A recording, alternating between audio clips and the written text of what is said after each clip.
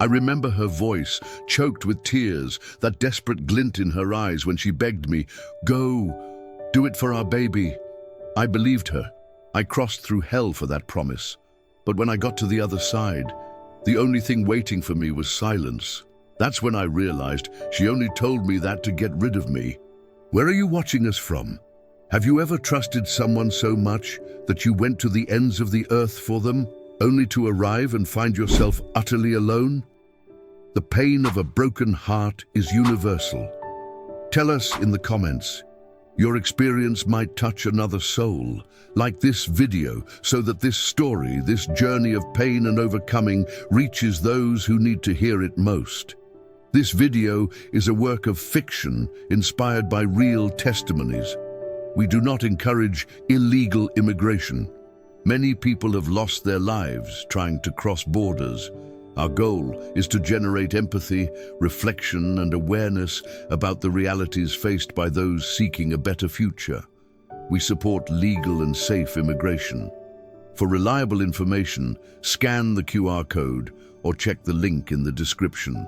Jorge Castillo, 26, from San Pedro Sula, Honduras, was the kind of man who, despite the weight of the world on his shoulders, had an easy, almost stubborn laugh and a sparkle in his eyes that refused to dim. His hands, calloused and strong, shaped bricks and cement on construction sites that were never his. In luxurious homes he would never enter, building comfort for others, while his small room in the rented backyard still had stubborn leaks with every rain. The smell of dust and sweat was his daily perfume, the routine of waking before the sun, his clock. But none of that mattered, not the exhaustion that weighed him down at the end of the day, nor the feeling of being invisible in his own land, because he had a purpose pulsating strongly within him. The day Diana arrived crying, with the trembling positive test in her hands and her voice choked with fear and hope, saying, "Jorge, we're going to be parents," was the day his world rearranged itself in a whirlwind of emotions. He didn't feel fear. He felt an unwavering faith, a commitment that filled him completely, from the top of his head to the soles of his feet. In that instant, the leaks and the dust vanished. There was only Diana and the promise in her arms. "I'm going to give this baby a future, even if I have to leave here with my bare hands," he said, his voice firm, embracing her with the strength of a man who had just found the true meaning of life.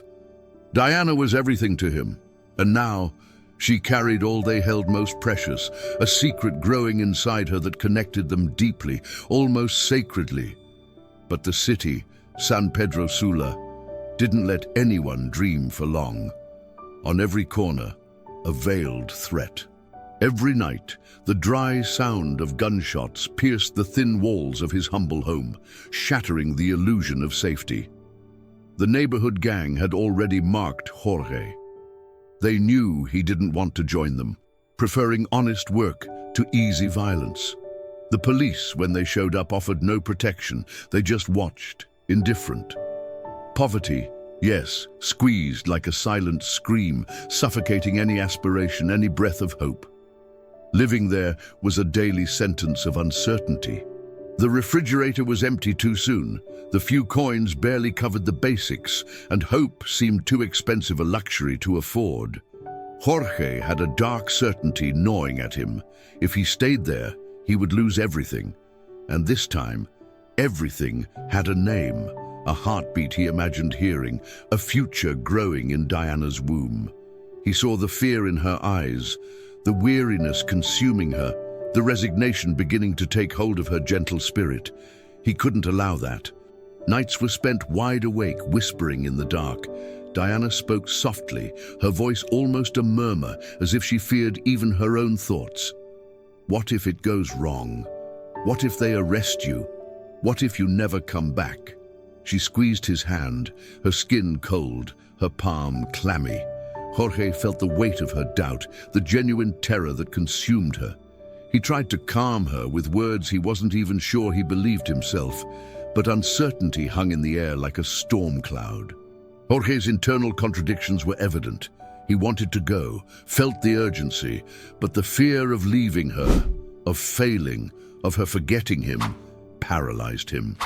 His breathing often grew shallow, his silences filled with 1,000 unspoken thoughts, unconfessed fears.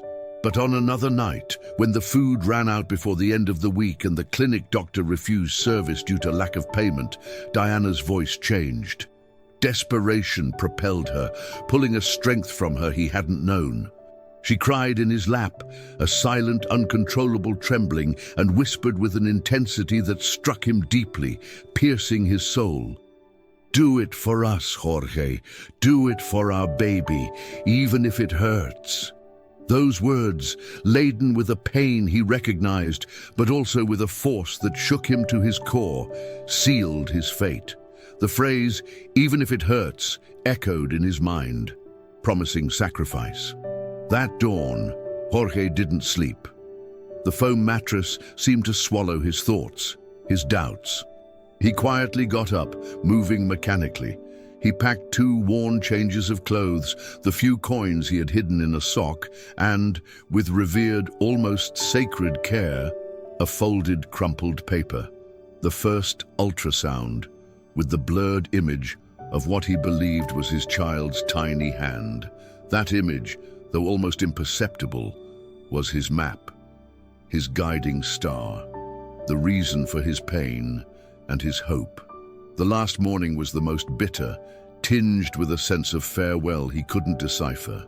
Diana hugged him tightly, her hands pressing into his back, a hug he felt to his bones, but her gaze seemed distant, almost absent, fixed on a point beyond him, a point he couldn't see.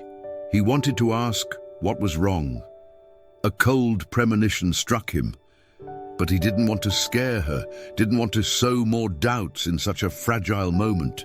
He kissed her belly with the tenderness only a father's love can hold, promised to return for them, for their child, and left with his heart torn between the burning hope of a better future and a pain he couldn't yet name, a chilling premonition that sent shivers down his spine.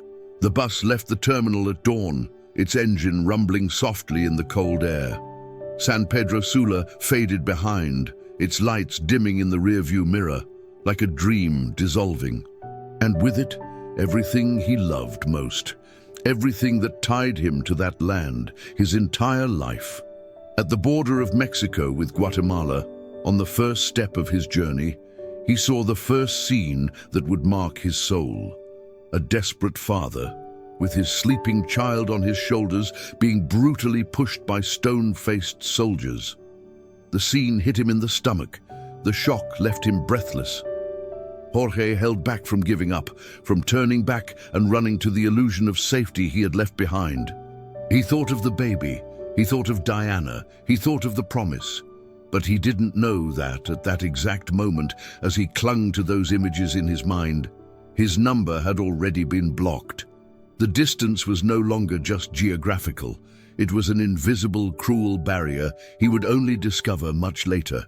If the weight of this choice has touched you, feel free to leave a heart in the comments. It's a silent but powerful gesture of solidarity for those who have faced or are facing similar dilemmas. Subscribe to the channel so that more voices like Jorge's can be heard. Crossing the border doesn't start with the desert. It starts much earlier. It starts when you stop being you and become just another person in the crowd no one wants to see, a number in an invisible, forgotten statistic. Jorge learned this quickly, and the lesson was harsh, cruel, etched in fire into his soul. In the first shelter in Tapachula, the air was thick, heavy, laden with the acrid smell of sweat, tired feet, and unspoken fears. Jorge slept on the hard floor, among more than 50 men, each with their own story of despair and lost hope. The murmur of stifled crying, the low prayers whispered in different languages, created a symphony of anguish that lulled him, stealing his sleep. In his pocket, his phone was off, not because of a dead battery, but because of an absence that hurt more than any silence, more than any physical wound. Diana wasn't responding. and he forced himself to believe, with an almost childlike stubbornness, that it was bad network service or a weak signal in those unfamiliar lands, or just a fleeting distraction on her part, that she was busy, worried. But deep down, a persistent question, a sharp microhook, insisted on tearing his peace, corroding his certainty. Why did she disappear precisely on the day I left for her? The crossing of Mexico was like going through the 7 circles of hell, a Dantean journey, an unending Calvary. In every city, a new danger, an unexpected obstacle emerging from the shadows. Coyotes with fake smiles offered ease with vulture eyes, ready to devour the last hope of those who dared to trust. Police officers in uniform, stained with indifference, extorted the little money he had left, turning authority into oppression, into terror, and the train. Ah, la bestia! Jorge climbed onto the moving scrap metal, feeling his stomach lurch, the deafening sound of the tracks echoing in his ears, vibrating in his bones. From up there, clinging tightly to the rusty metal, he saw green fields transform into arid landscapes, villages that seemed like ghosts, and shockingly, improvised graves by the railroad.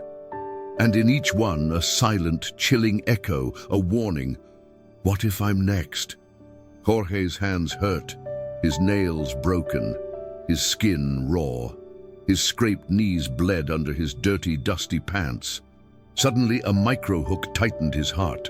A young man, slipping, fell in front of him from the lurching train and cried for help, his voice lost in the wind, inaudible.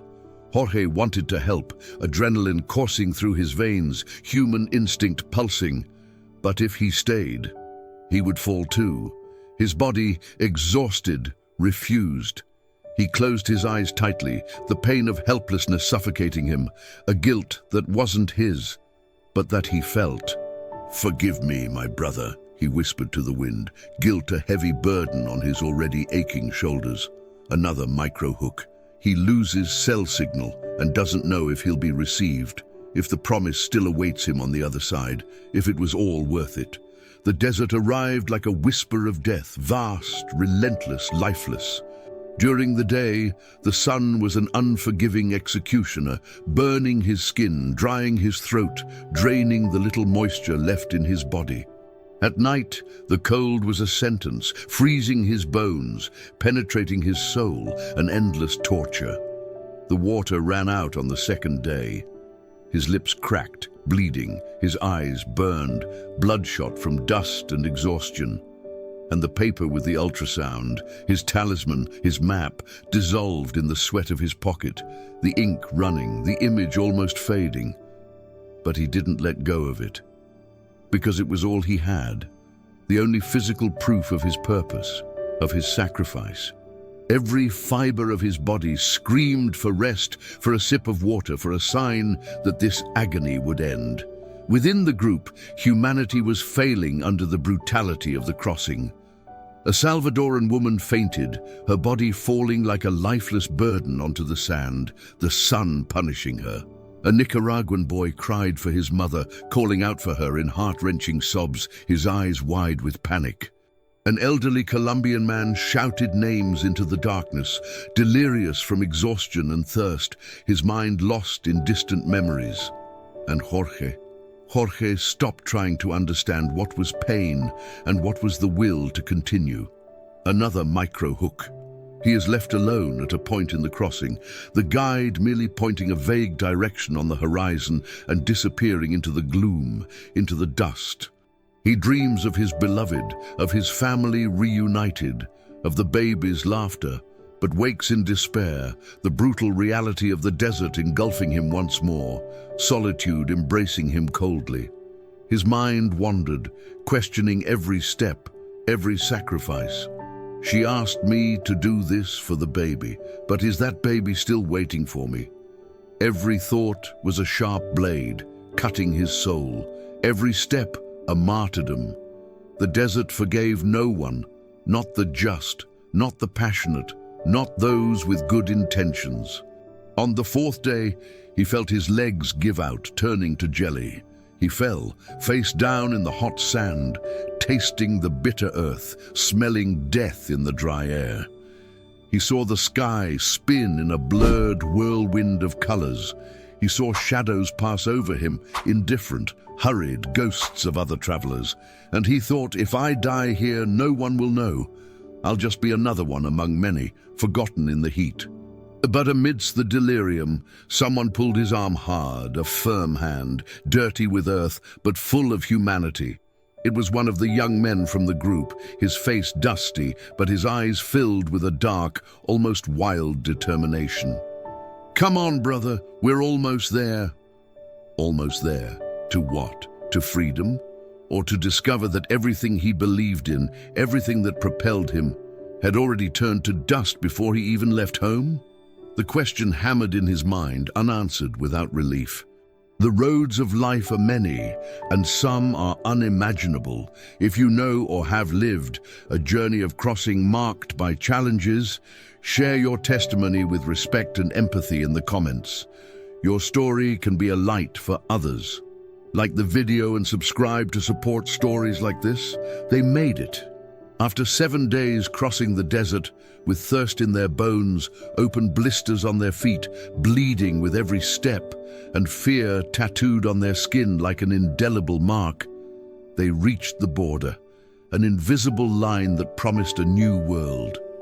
They were rescued by an old, dusty car that took them to a makeshift aid house in Arizona, a precarious refuge, but one that felt like paradise after so much suffering. There, in the middle of nowhere, Jorge finally got cell signal. His heart pounded unevenly, hope flickering like a small candle flame in the darkness. He tried to call, once, twice, 20 times. Nothing. The call rang, but went to voicemail. Anxiety gnawed at him from within, an invisible needle. He went to Diana's social media profile, his finger trembling as he typed her name. Hope still fighting against the premonition. Blocked. The empty screen was a punch to the gut, a chilling void. He tried his sister-in-laws, his neighbors, her cousins. Nothing. All paths were closed, all doors. His heart, which had endured days without water, without food, under a merciless sun, could not endure that silence. His exhausted mind screamed in a desperate internal monologue of denial. She wouldn't do this. She loves me. This is a mistake. It's the signal. It's an error. She's waiting for me. I know it. The next day, the anguish was unbearable. He borrowed a phone from another migrant, an elderly man with tired eyes but full of compassion. He created a new account with a generic nickname, a desperate attempt to find a crack of light, and messaged Diana's best friend, his last hope. Hours passed, which felt like days, an eternity of waiting. But the answer came, and with it, a photo. An image that tore his soul, shattered his last illusion. Diana smiled, her face lit up, different, fuller. She was with another man, a stranger with an easy smile, his arm around her in a gesture of intimacy. And the baby, his baby, in the stranger's arms. A baby a few months old with curious eyes, fair skin, still undefined features. The photo caption read, "New chapter, new family." And the friend's message, "They say you died on the crossing, Jorge." She cried for weeks, but she moved on. She found someone who could be here for her. Jorge's legs gave out. All his strength abandoned him at once. He sat on the dirt floor, his body heavy, inert, like a stone. His hands trembled as if they had forgotten what stability was. The phone slipped and fell beside him, soundlessly. "What do you mean?" "I died." His voice barely came out, a whisper of incomprehension. She didn't even wait to know the truth? Was it all a lie? Those tears, the promises, the "do it for us"? The emotional dissonance crushed him, reality and memory fighting within him. Did she just need an excuse to get rid of me? A cry was born inside him, strong, primal, a roar of pain, but it didn't come out. It remained trapped in his throat, suffocated. Only tears. Tears in the silence of a room that wasn't home. Tears on American soil that promised a future but delivered grief. Tears for a child who might not even know his name, who would never know him, who would call him a stranger. In the following days, Jorge lost his way, his mind in a dense fog of confusion, of disbelief. He wandered through shelters, his face an empty mask, his eyes dull, dead. He took temporary jobs, silent, mechanical, like a robot. He didn't respond to anyone, as if his voice had disappeared along with his purpose, his essence. He went through the day as if he were a ghost, his body there, but his soul lost in some distant, endless desert. He slept with the torn ultrasound, now just a crumpled, dirty piece of paper pressed to his chest, as if physical contact with the pain could somehow lessen it, make it more real. Internal flashbacks assaulted him in cruel waves. The image of Diana crying, asking him to go, contrasting violently with her smiling face in the photo with the other man. The sacrifice, the thirst, the cold, the fear, all for a lie. What had he sacrificed? His life, his dignity, his future, all for nothing. One day, while wandering aimlessly, he was stopped by immigration. Without documents, without direction, defenseless.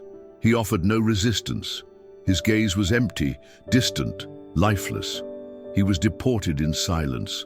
His return home was not a homecoming, but an expulsion, a defeat.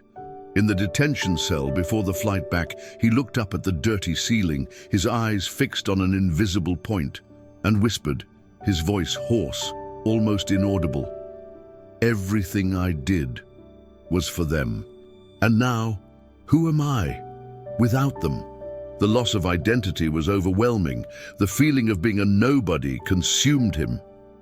The emotional turning point, still nascent, sprang from the deepest pain. He needed to continue. For himself, to find out who Jorge was, without the reflection of Diana and the baby, without the shadow of a lost love.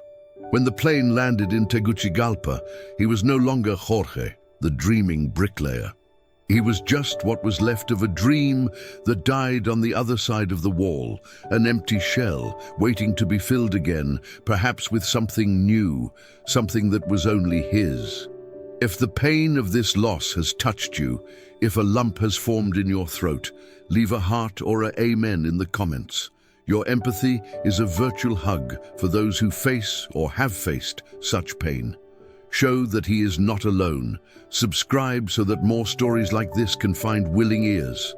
Tegucigalpa seemed smaller than Jorge remembered, its streets narrower, its buildings shorter, as if the city had shrunk.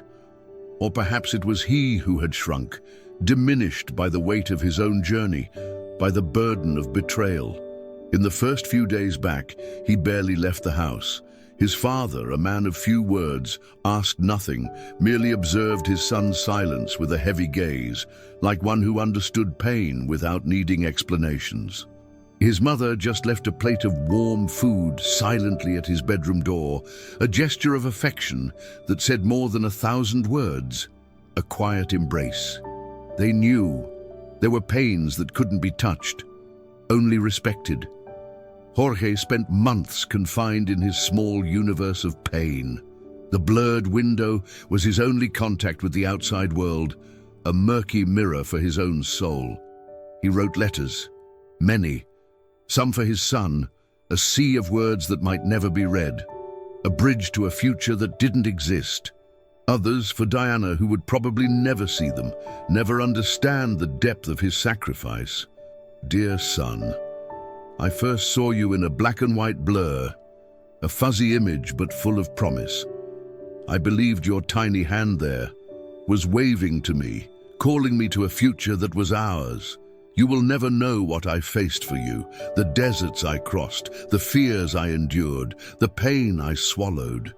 But I hope that one day, even without knowing who I am, even without my face in your memory, you will look in the mirror and recognize in yourself the courage of a man who crossed the desert, dreaming of watching you grow, of being your father, Jorge. The pain didn't pass. It didn't disappear like the landscapes in the desert. It transformed. But Jorge learned to name it, to live with it, to understand that pain was now a part of him, a scar that told his story. And it was in that pain, in that abyss of loss, that something unexpected was born, a new purpose, something that depended on no one else. He went back to work in construction, his strong, calloused hands resuming the familiar rhythm of cement and bricks. But at night, instead of shutting himself in his room, he would go to the central plaza where many young people, their eyes shining with hope and innocence, dreamed of the United States, of the same mirage that once blinded him. Jorge listened. He didn't judge. He didn't offer false promises nor empty hopes. But he told his story. He spoke of the crossing, of the thirst that tears you apart, of the cold that kills, of the brutality of the journey, of the world's indifference. He spoke of the silence that swallowed him. He spoke of the child who now called him nobody, of a father who didn't exist in his life, of a promise that had turned to ashes. Some young people cried as they listened, tears streaming down their faces. Others recoiled, the light in their eyes dimming, the dream losing its shape. But everyone listened, mesmerized by his raw truth. And he said, his voice deep, laden with experience, with scars, "Don't let the promise of a love or a brilliant future make you forget that there are paths of no return. There are sacrifices no one sees, losses that cannot be recovered, and loves that do not wait." Over time, his voice became a warning, his pain a map for those who hadn't yet walked the path, his scar a mirror for those who still had time to choose another destiny, a safer, more humane path. The scenes of silent emotional recovery were visible, small gestures that marked his return to life. He began to cook for himself, simple but flavorful, rediscovering the pleasure of his own company. He bought a small battery-powered radio to listen to the news and reconnect with the world, with the voices of his homeland. And in his letters, he began to write to himself, a diary of his own resurrection, his reconstruction. One day, the phone rang. It was an unknown number. He hesitated, his heart skipping a beat, but answered. It was Diana. Her voice, now distant, almost cold, asked if he was doing okay, a formality without feeling. He felt a lump in his throat, but it wasn't the same lump as before. It was different. It was the freedom of no longer depending on her, the certainty that the pain had transformed into something new. He replied that he was fine, that he had found his way, that life moved on. He didn't ask about the child. He didn't ask about her new husband. He simply thanked her for the call and ended the conversation.